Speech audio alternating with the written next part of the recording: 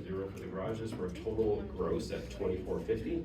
So if they had that second floor, it would have been another $1,150 or so. So it would have been $2,600 gross. That's at purchase. Stabilized, the first floor was at $1,929 with the same tenant. They were Section 8. I don't know why the previous owner never just raised the rent to Section 8 rent. But I just took it and went right to Section 8. It's like, what's current rent at? And they told me, and I just raised it to current rent. And really, the tenant really didn't pay any more. And what we did fix a bunch of stuff for them. So they had they complained that their pipes would just freeze and they would get water in the winter. So and they've been there for like 11 years. So we should fix that. So we fixed that and fixed a few things. So we raised the rent, fixed a few things, and so we had an increase of $779.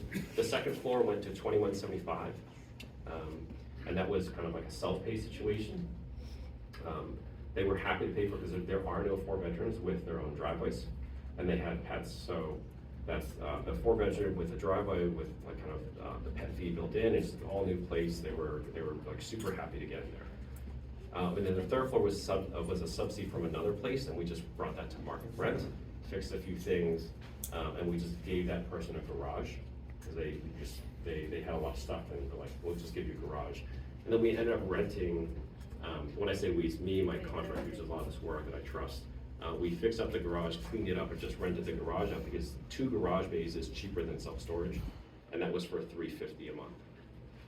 And so the gross is $6,304, and that's a total increase from purchase at $3,854. So this is probably my best buy and hold, numbers wise. Any questions on that? So more on the numbers. So if you want to calculate what the cash flow is, I'm a cash flow person.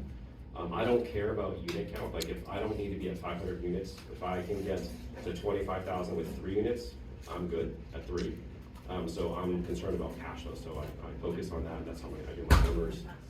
So gross rent was $6,304. My mortgage at the time last year was a $475. So it's $1,663 a month. Taxes $551. Insurance $202. I have my insurance monthly is a little bit higher. I pay for a lot of liability insurance.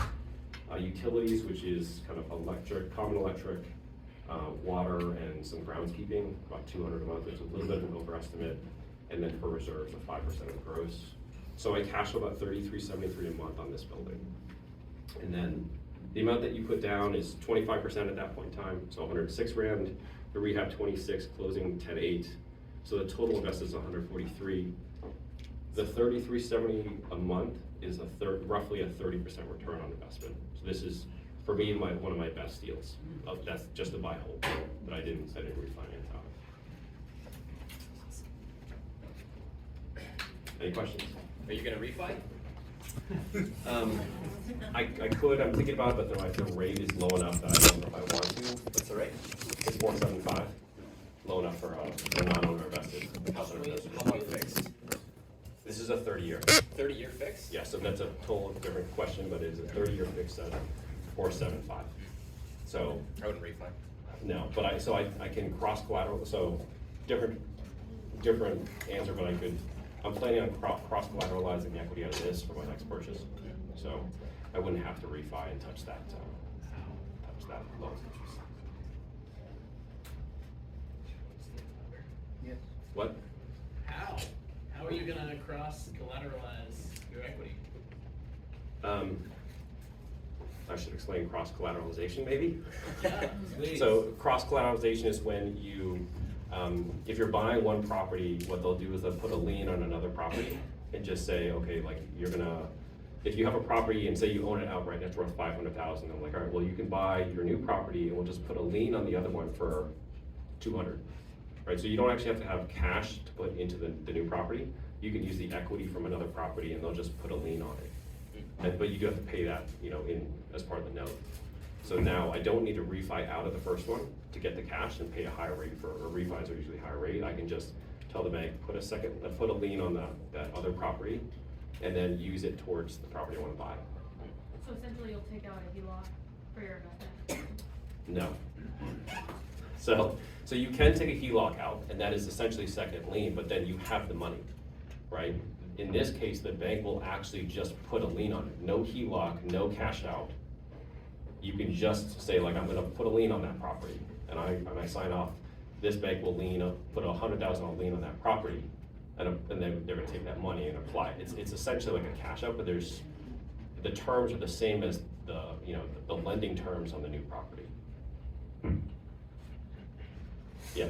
So on top of the 30%, you have all that appreciation. What do you value it at, like 550? It's probably at 550, so the way I see it is I've got probably like 30% cash on cash return, I've got the mortgage pay down of about 6% maybe per year, 5 or 6%, so I'm at 36%. I don't really keep track of appreciation because the only way I use it is if I cross collateralize or I pull money out, but it's probably 510, 515, 550, something like that. Whatever the appraiser says it is, but I don't have any control over that. Great if it goes up, but I make 33 something, 33 a month. That's what I buy based on. So if they all went up, I would just go take the equity, cross collateralize, and buy another one.